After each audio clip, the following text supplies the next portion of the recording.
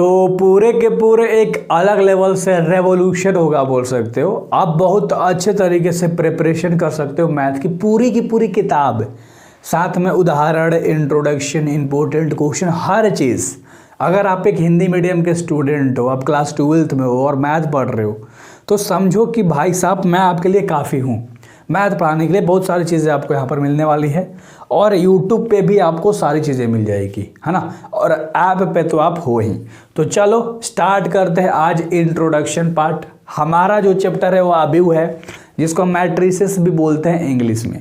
एक एक चीज़ को बहुत प्यार से समझेंगे कि आज देखो पहला क्लास है आपका। आप ये सोचना कि मैं यार ना बिल्कुल फीलिंग के साथ पढ़ूंगा, बिल्कुल अपना ना गुस्सा वाला लेवल नहीं, प्यार वाला लेवल दूंगा। क्योंकि मैथ से जितना प्यार करोगे ना भाई, उतना तुम्हें वो चाहेगा और उतना इंटरेस्ट बनता है इसके अंदर में। एक चीज़ याद रखिएगा, अबीव बारे में हम लोग पढ़ेंगे, है ना। सबसे पहले अबीव क्या होता है ध्यान से समझिएगा। अबीव का ये चिन्ह है जो आयताकार रूप में हो, वो हमारा अबीव होता है, ठीक है। ये आयताकार रूप में आपको दिखाई दे रहा है। आयताकार रूप में जो आपको एक बॉक्स जैसा दिखाई दे, इसको हम क्या बोलते हैं, अबीव का क्या है, ये चिन्ह है, ठीक है। चिन्ह किसका है, अबीव का चिन्ह है ना। चिन्ह किसका है जी, अबीव का ये चिन्ह है। अब एक और चीज, अगर इसके अंदर कोई भी संख्या आप लिख रहे हो, ध्यान से देखो, है ना, एक एक चीज समझोगे मजा आ जाएगा। अंदर जो भी आप संख्याएं लिख रही हो, ये सारे जो संख्याएं हैं, इस सब संख्या को हम लोग क्या कहते हैं, इन सब को हम कहते हैं अव्यय कहते हैं, ठीक है। क्या कहते हैं लाडलो, अव्यय कहते हैं। दिमाग में आ गया होगा कि अबीव का चिन्ह कैसा होता है, अव्यय क्या होते हैं, बहुत बढ़िया। अब इसके अंदर और भी कुछ चीज़ें हैं, जैसे मान लो एक हमने अबीव ले लिया, ठीक है, चलो, और एक हमारे पास अबीव दे दिया, है ना। अबीव हमारे पास दे दिया है, मान लो ये एक अबीव है, ठीक है जी। एक और ले लो मान लो, ठीक है, चलो एक इसको ले लिए और एक और हम लोग लेते हैं, है ना। एक एक चीज़ प्यार से समझ में आएगा। हम लोगों ने दो अबीव ले लिया, चिन्ह पता है, अव्यय पता है। अब हम लोग अबीव को सूचित कैसे करते हैं, सूचित हम लोग करेंगे, ध्यान से समझिएगा, ठीक है। हम लोग अबीव को सूचित करते हैं लाडलो, सूचित ता, ठीक है।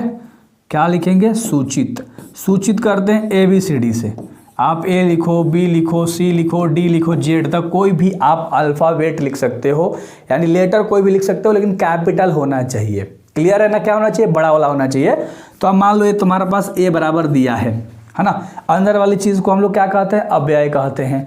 बाहर वाले चिन्ह को हम लोग क्या कहते हैं, अबीव का चिन्ह है। तो ये पूरा अबीव हो गया, है ना। अब इसमें दो चीज़ हमें समझनी है, दो चीज़ समझनी है ना। कलर थोड़ा सा चेंज करते हैं, मज़ा आ जाएगा। अगर ये ऐसे बात कर रहा है ना, इसको हम बोलते हैं R1, ध्यान से समझना। ऐसे जो ये दूसरा लाइन दिख रहा है, इसको हम बोलते हैं R2, है ना। और ये तीसरा जो लाइन आपको दिख रहा है, इसको हम बोलते हैं R3।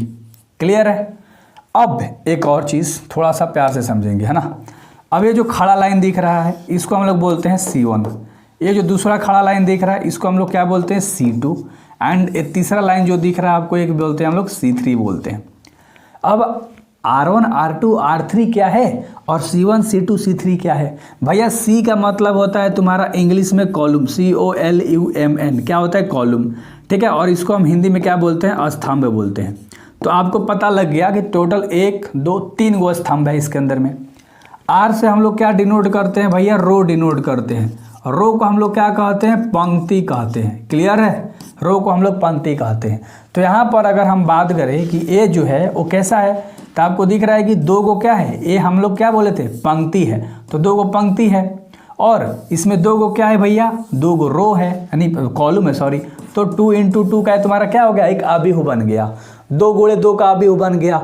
एक कितना का है भैया, 3 गो सो R1, R2, R3। पहले इसको लिखेंगे, फिर C1, C2, C3 को लिखेंगे। मतलब ऐसे समझाने के लिए लिख रहा हूँ, है ना। उतना एक काटकूट नहीं है, आप एग्जाम्पल आराम से लिख सकते हो। एक वो बॉक्स बना लेना, इधर लिखना R1, R2, R3 और रो को बोलते हैं हम लोग, ठीक है। और इधर C1, C2, C3 खड़ा वाला, जिसको हम कॉलम बोलते हैं।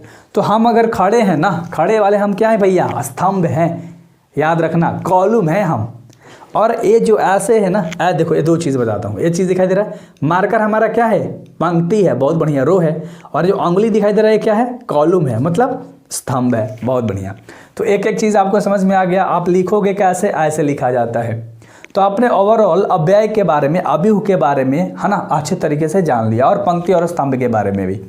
इसमें एक और चीज़ है, ठीक है, इसमें एक और चीज़ है, थोड़ा सा आगे बढ़ते हैं, देखते हैं क्या। अभी के प्रकार नहीं, अभी थोड़ा सा एक और चीज़ हम लोग यहाँ पर सीखने वाले हैं, यहाँ पर ऐड करके बताता हूँ, ठीक है। चलो एक और चीज़ सीखने वाले हैं हम लोग, यहाँ पर समझने वाले हैं क्रम। क्या समझने वाले हैं? क्रम, है ना, या कोटि, दोनों एक ही चीज़ है। अभी का क्रम पूछ सकता है, अभी का कोटि पूछ सकता है, क्योंकि आप क्या पढ़ रहे हो? अभी चैप्टर पढ़ रहे हो। तो अभी का क्रम या अभी की कोटि कहे तो एक ही सवाल पूछ रहा है, अपने दिमाग में रखना। जैसे फॉर एग्जाम्पल एक हमने उदाहरण ले लिया, एक हमने एग्जाम्पल ले लिया। क्लियर है जी? चलिए बिल्कुल क्लियर है।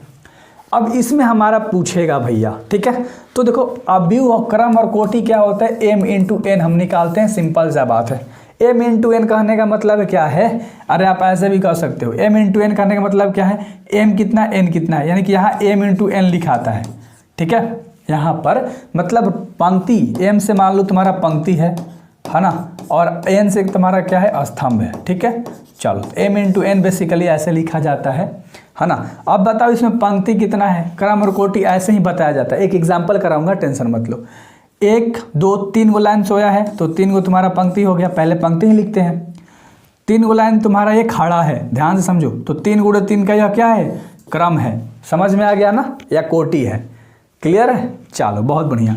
अब एक सवाल यहाँ पर पूछेगा, एक सवाल यहाँ पर कर लेते हैं कि पूछेगा 24 की संभव कोटियाँ, ये आपके बुक में भी है, 24 की संभव कोटियाँ आपको बताना है ना। एक अव्यय है 24 जिसका संभव कोटियाँ आपको बताना है ना। चलो इसका हम कैसे बताएंगे? सिंपल टेबल देखेंगे कितना बार में आता है। देखो 1 के पारा में 24 बार में आता है, 2 के पारा में 12 बार में आता है, 3 के पारा में बता दो 8 बार में आता है यार, 4 के पढ़ा में 6 बार में 24 आता है, 6 के पढ़ा में 4 बार में, 8 के पढ़ा में 3 बार में। अब उल्टा भी आप लिख सकते हो, ठीक है, कोई दिक्कत नहीं है। तो 8 के पढ़ा में 6 के पढ़ा में हो गया, 12 के पढ़ा में आता है 24, हाँ बहुत बढ़िया। तो 12 के पढ़ा में कितने बार में आएगा? 2 बार में, और खुद 24 के पढ़ा में 1 बार में, है ना। तो इतनी कहने का मतलब क्या है? ये तुम्हारा पहला क्या है? पंक्ति, दूसरा क्या है? स्तंभ। समझना, पंक्ति एगो, स्तंभ 24 को बनेगा, है ना। मान लो पंक्ति का एगो पंक्ति रहेगा, मतलब ऐसे खड़ा, जैसे 1 2 3 4 7 8 9 6, मतलब ऐसे जाते रहेगा टोटल कब तक? 24 गो तक। तो एक तुम्हारा एक ऐसे अभी हो बनेगा। दूसरा 2 गो पंक्ति 12 गो स्तंभ। तीसरा 3 गो पंक्ति 8 गो स्तंभ वाला। तीस तरह से संभव कोटियाँ हम लोग निकाल देते हैं। अब एक यहाँ पर अगर मैं आपसे पूछूं कि 13 की संभव कोटियाँ क्या होगी, तो आप कहोगे 1 गुणे 13 और 13 गुणे 1 होगी भैया, बस आंसर हो गया। अगर हम पूछेंगे 18 की संभव कोटियाँ क्या होगी, आप कहोगे 1 गुणे 18 होगा भैया, 2 गुणे 9 होगा भैया, 3 गुणे 6 होगा भैया, 6 गुणे 3 होगा भैया, 9 गुणे 2 होगा भैया, है ना। और क्या कहोगे? 18 गुणे 1 होगा भैया। मज़ा आ रहा है भाई क्लास में, सब चीज़ अभी तक आपने जितना मेरे से अभी समझा सब समझ में आ गया होगा कि क्रम कोटि एक ही होता है। इसको m इंटू एन हम बताते हैं, मतलब हम ब्रेक करके इसको बता देते हैं टोटल कितना का है ना। जैसे यहाँ पर अगर मैंने पंक्ति इंटू स्तंभ कहा, टितरी के 9 गो है। अब 9 का कैसे आप बना सकते हो, है ना। 9 की संभव कोटियाँ कितनी हो सकती है, क्योंकि ये फिगर था, ये मैं समझा रहा था। 3 गुणे 3 का है यह, है ना। 3 गो पंक्ति 3 गो स्तंभ, तो तितरी के 9। अब 9 की संभव कोटियाँ क्या हो जाएगी, इसे भी तो लिख लो। 9 की संभव कोटियाँ 1 गुणे 9 होगा, ठीक है। 3 गुणे 3 होगा, ठीक है। अब 9 गुणे 1 होगा, बस ये 3 गो, यानी 1 गो पंक्ति 9 गो स्तंभ, या 3 गो पंक्ति 3 गो स्तंभ हो सकता है। अगर ध्यान से देखोगे तो 3 गो पंक्ति 3 गो स्तंभ वाला एगो पहले से है। 2 और आप इसका बना सकते हो 1 गुणे 9 का, है ना। यानी एगो टोटल पंक्ति रखना, 9 गो स्तंभ हो जाएगा, या 9 गो पंक्ति रखना, 9 गो ऐसे और 1 गो स्तंभ। क्लियर है? चलो इस तरह से छोटी छोटी चीज़ें हैं जो कि आपको सीखनी है। अगर आपको इंट्रोडक्शन पार्ट में 10-15% भी समझ में आ रही है तो यकीन मानो आपको चैप्टर में थोड़ा सा भी दिक्कत नहीं होगा, है ना। थोड़ा सा भी दिक्कत नहीं होगा। अगर हम हैं तो किस बात का गम है। लेक्चर तुम्हारे सामने है, कलम तुम्हारे हाथ में, कॉपी तुम्हारे सामने है, बस नोट करते चले जाओ। अब हम लोग अभी के प्रकार जानेंगे। टोटल 8-9 चीज़ें जानने वाले हैं, एक एक चीज़ को ब्रेक करके लिखा है। सबसे पहले पंक्ति अभी क्या होता है, अभी आपने देखा, जैसे मान लो 4 6 2 8 है, ये तुम्हारा कितना है, पंक्ति कौन है इसमें, एगो पंक्ति है। अरे ऐसे एगो तो लाइन है ना लाडले, हाँ एगो पंक्ति है भैया। स्तंभ कौन है, एगो 2 गो 3 गो 4 गो, 4 गो खड़ा है, 4 गो। एक और एग्जाम्पल ले लेते हैं, मान लो ये बराबर था, ऐसे ए बी से सूचित करते हैं भैया, याद रखना। मान लो तुम्हारे पास बी बराबर 1 दे दिया, 4 6 2 3 है ना, 2 4 6 8। अब इसमें आपको बताना है कि पंक्ति कब है, स्तंभ कब है। तो पंक्ति 2 को लाइन सोया है, 2 को लाइन सोया है, लिख दिया। स्तंभ कब है, 1 2 3 4, तो 2 गुणे 4 का है ना, कोई दिक्कत नहीं है। पहले पंक्ति लिखते हैं सोया हुआ, फिर स्तंभ लिखते हैं खड़ा वाला। अब स्तंभ अभी क्या होता है, सिंपल यार, उसी तरह से ए बराबर मान लो कुछ ले लो, 4 6 8 2 3 2। अब यहाँ पर सबसे पहले हम स्तंभ अभी पूछ रहा है, तो पहले स्तंभ आप बताओगे। स्तंभ कब है, 1 2 3, तो 3 गो स्तंभ है, और फिर 1 2 2 गो पंक्ति है। इसी तरह से आपको बस समझना था कि पंक्ति अभी क्या होता है, स्तंभ अभी क्या होता है ना। क्लियर है, क्लियर है, मज़ा आ रहा है, मज़ा आ रहा है। चलो, तो एक एक चीज़ बस आपको समझनी है और कुछ नहीं समझना, ठीक ना। आगे देखो, वर्ग अभिव्यय क्या होता है। वर्ग अभिव्यय का मतलब होता है 1 गुणा 1 का हो सकता है। जैसे कि एग्जाम्पल 1 है, तो 1 गुणा 1 ही का, एगो पंक्ति एगो स्तंभ है, ठीक है। 1 जिससे 2 2 3 2। अगर आप ध्यान से देखोगे तो 2 गो सोया हुआ दिख रहा है, हाँ 2 गो खड़ा भी दिख रहा है, 2 गुणा 2 का है। अगर आप ध्यान से देखोगे तो ये है 3 गुणे 3 का, है ना। ये गुणे क्या है, 3 गुणे 3 का, यानी कि 3 गो सोया हुआ भी है, 3 गो पंक्ति है, 3 गो स्तंभ है। यानी कि आपस में m और n आपस में क्या रहेंगे, बराबर। यानी पंक्ति और स्तंभ आपस में क्या होंगे, बराबर। अगर पूछेगा कि 3 गुणे 3 का अभिव्यय क्या है, 4 गुणे 4 के अभिव्यय क्या होंगे, ऑप्शन में दे रखा है m n बड़ा छोटा करके ऐसे। हमने कहा 4 गुणे 4 का अभिव्यय, 4 गुणे 4 का अभिव्यय मान लो ऑब्जेक्टिव है, दे दिया ऑप्शन में m इंटू है, m जो है n से बड़ा है, m से छोटा n है, ठीक है। m जो है n के बराबर है ना, या नन ऑफ दिस, कोई नहीं होगा।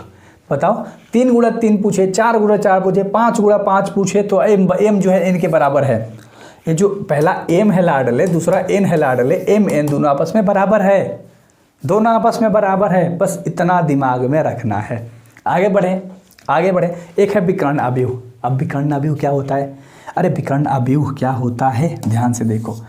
मान लो हमने कुछ भी लिखा, विकर्ण के अलावा सभी अव्यय शून्य होते हैं इसमें, है ना। लिख लो, विकर्ण के अलावा, विकर्ण के अलावा, विकर्ण के अलावा सभी अवयव क्या होते हैं, शून्य होते हैं। शून्य मतलब 0, जिसे 4 0 0 0 6 6 0 0 4 6। कहने का मतलब क्या है, विकर्ण मतलब क्या होता है, एक कोना से दूसरा कोना वाला, जिसको हम डी से सूचित करते हैं। मान लो ए बराबर तुम्हारे पास एक अभिव्यय था, इसमें तुम्हारा डी क्या निकल गया, विकर्ण क्या निकला लाडले, 4 है, 6 और 6, 4 6 6 है। आई होप कि आपको विकर्ण अभिव्यय समझ में आ गया होगा कि केवल तिरछा लाइन कोना कोनी ले लो, है ना, जिसको डी ले, आप डायगोनल पढ़े हो, विकर्ण पढ़े हो मैथ के अंदर, ट्रायंगल चैप्टर, रेक्टेंगल चैप्टर सब पढ़े हो, तो बहुत बढ़िया। तो ये आपने चीज़ें पढ़ी है, और ये तुम्हारा क्या हो गया, डी बराबर 4 6 6 हो गया, है ना। तो ये आपका क्या कहलाता है भैया, ये विकर्ण अभिव्यय कहलाता है ना। एक एक चीज़ बहुत प्यार से समझाऊंगा, ठीक है, और मज़ा आएगा। और यार देखो, सपोर्ट बनाना यार, ठीक है। आगे ध्यान से देख लेते हैं, शून्य अभिव्यय क्या होता है। शून्य अभिव्यय ए मान लो एक अभिव्यय है 0 0 0 0, सब भैया 0, सब भैया 0। ये 3 गुणा 3 का है, आप 2 गुणा 2 का भी लिख सकते हो, कोई दिक्कत नहीं है। सब क्या होगा, सब क्या होगा 0 0, सब अभिव्यय 0 0, है ना। ये शून्य अभिव्यय होता है, इसको समझाने की जरूरत नहीं है। आगे आते हैं, ट्रेंस क्या होता है। देखो ट्रेंस क्या होता है, एक तुम्हारे पास अभिव्यय दिया है, एक तुम्हारे पास अभिव्यय दिया है, मान लो ए बराबर। अब पूछ रहा है कि इसका ट्रेंस क्या होगा, तो भैया ट्रेंस क्या होता है, विकर्ण का योग, है ना, विकर्ण का योग लिख लो, विकर्ण का योग। योग का मतलब समझते हो लाड लो, जिसको हम जोड़ते हैं उसको योग बोलते हैं। तो इसमें 4 4 4, ये तुम्हारा विकर्ण है ना, ये तुम्हारा विकर्ण है ना, ये तुम्हारा क्या है, विकर्ण है ना, तिरछा लाइन। डी बराबर 4 + 4 + 0, यानी डी बराबर 8 आ गया। ये तुम्हारा क्या है, ट्रेंस है, ये तुम्हारा क्या है, ट्रेंस है। अब उम्मीद करता हूँ मज़ा आ रहा होगा कि भैया ट्रेंस क्या होता है। अरे कोई भी एक तुम्हारे पास अभिव्यय दिया और उसका ट्रेंस पूछ दिया, हम विकर्ण को पकड़ेंगे और जोड़ देंगे, हमारा ट्रेंस निकल जाएगा, हमारा ट्रेंस निकल जाएगा, है ना। चलो आगे देखते हैं, ऊपरी त्रिभुजाकार अभिव्यय बहुत आसान है। अगर ऊपर वाला पूछ रहा है ना, मान लो ए बराबर तुमने कुछ भी ले लिया, 4 6 2, है ना, 4 3, है ना, ऐसे नहीं समझोगे। देखो ऊपरी त्रिभुजाकार अभिव्यय का मतलब पहले एक ले लो, 2 4 6 0, है ना। ऊपरी पूछ रहा है तो नीचे सब 0 हो जाएगा, है ना। अरे यार इसको ऐसे बनाओ ना यार मनीष, क्या कर रहे हो। चलो आ जाओ, 4 2 6 0 2 4 0 0 5। कहने का मतलब मेरा क्या है, मान लो ए बराबर है, ये जो विकर्ण के नीचे जो भी संख्या है सब जीरो। अगर ऊपर वाला पूछ रहा है तो नीचे वाला सब जीरो होगा, विकर्ण के नीचे वाला जीरो होगा, ऊपर सब संख्या रहेगा। समझ में आया? ऊपर पूछे नीचे जीरो रहेगा। इसमें दिमाग लगा लिया ना तुमने, इसमें तुमने दिमाग लगा लिया ना। हाँ भैया निम्न कह रहा है नीचे, यानी 4 0 0 2 4 6 है ना, 3 4 और यहाँ पर जीरो होना चाहिए था। अब भैया ये हमारा विकर्ण है, भैया आपने आपने कहा कि ये हमारा विकर्ण है और विकर्ण के ऊपर वाला जीरो होगा, बाकी नीचे वाला संख्या होगा। अगर निम्न पूछे, निम्न मतलब नीचे, तो ऊपरे जीरो होगा उल्टा। अगर ऊपरे पूछे तो नीचे जीरो होगा उल्टा। बस इतना दिमाग में रखना। ये ऑब्जेक्टिव में पूछता है, इसमें सवाल नहीं पूछता 2 नंबर 3 नंबर 5 नंबर में नहीं, केवल ऑब्जेक्टिव में पूछ देगा ये कौन सा अवयव है ना, फिगर दे सकता है, या ऊपरी त्रिभुजाकार अवयव क्या होता है। 4 ऑप्शन दे दिया, पकड़ना है। ऊपरी नीचे वाला जीरो, नीचे वाला निम्न पूछे ऊपर वाला जीरो, है ना। चलो चलो चलो चलो चलो अगला समान अवयव क्या होता है। समान अवयव में हमेशा 2 अवयव के बारे में बात करेगा। आपके पास ए भी दे देगा, है ना, और आपके पास बी भी दे देगा। ये तुम्हारा क्या है, समान अवयव है। मतलब ए 2 इंटू 2 का होगा और बी भी तुम्हारा 2 इंटू 2 का होगा। ये समान अवयव होता है आपस में, है ना, आपस में। और भी कोई अगर कॉन्सेप्ट मैं छोड़ रहा हूँ क्या, जस्ट अ सेकंड गाइस, ठीक है। चलो और मैं चेक कर लेता हूँ यार, ठीक है, बुक हाथ में है। अगर कुछ छूट जाए तो भैया एक भी चीज़ नहीं छोड़ा जाएगा आपके लिए, आप बहुत प्यारे हो, है ना। चलो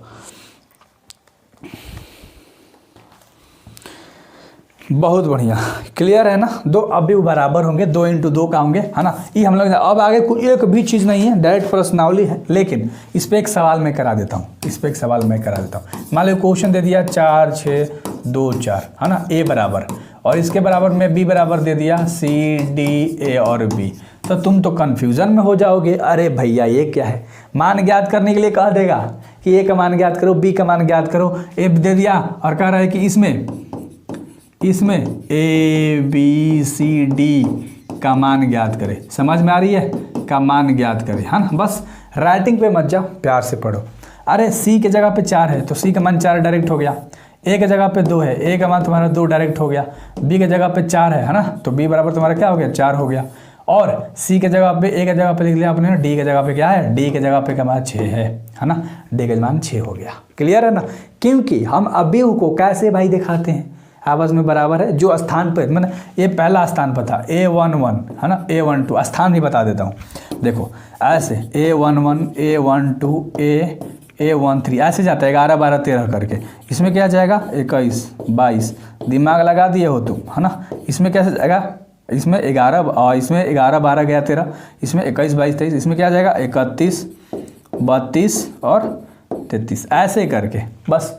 ठीक है, तो ये सवाल तुम्हारे पहले सवाल में है, मतलब पूछ देगा। ये तुम्हारा एक सवाल है। देखो अभी सवाल कराता हूँ, पहला सवाल, है ना, पहला सवाल।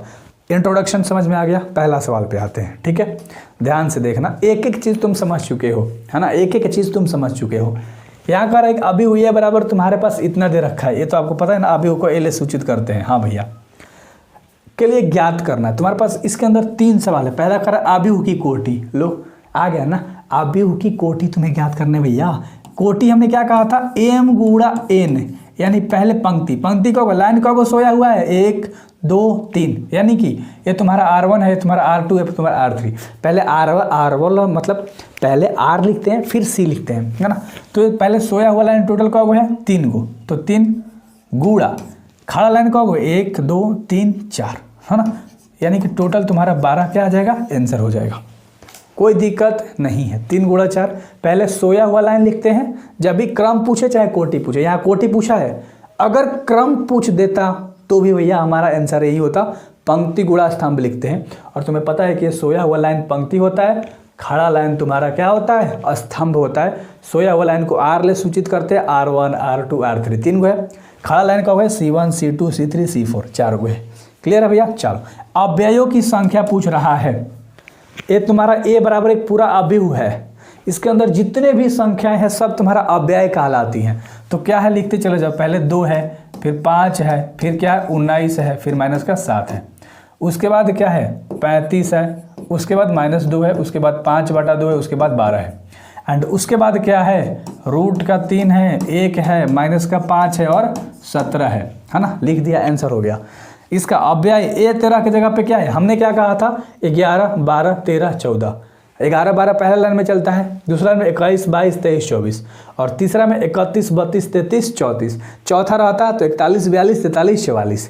समझ में आ रहा है? चलो बहुत बढ़िया। तो A13 की जगह पे पहला लाइन 11, 12, 13 तो 19 है, तो 19 हो जाएगा। A21 की जगह पे क्या है, आप ऐसे भी लिख सकते हो A13 के बराबर 19 आंसर है ना। A21 की जगह पे क्या आंसर आएगा, ये दूसरा लाइन 21, 22, 23, 24 चलता है, 21 की जगह पे क्या है 35 है। उसके बाद A33 पूछा है, 33 पूछा है तीसरा लाइन में 31, 32, 33 -5 है। अगला पूछा है A24, 24 कौन सा लाइन में जाओगे, दूसरा में 21, 22, 23, 24 यानी क्या है 12 है। और अगला क्या पूछा है तुम्हारा A23, बता दो 21, 22, 23 यानी कि 5/2। उम्मीद है कि भाई अच्छे से समझ में ये पहला सवाल आ गया होगा। इसी तरह से सारे सवाल हम लोग आगे करेंगे, टेंशन मत लो, है ना। आगे करेंगे, टेंशन मत लो, एक एक चीज़ पढ़ने वाले हैं और बहुत मज़ा आने वाला है। So thank you very much, मिलते हैं नेक्स्ट वीडियोज़ में। Next lecture.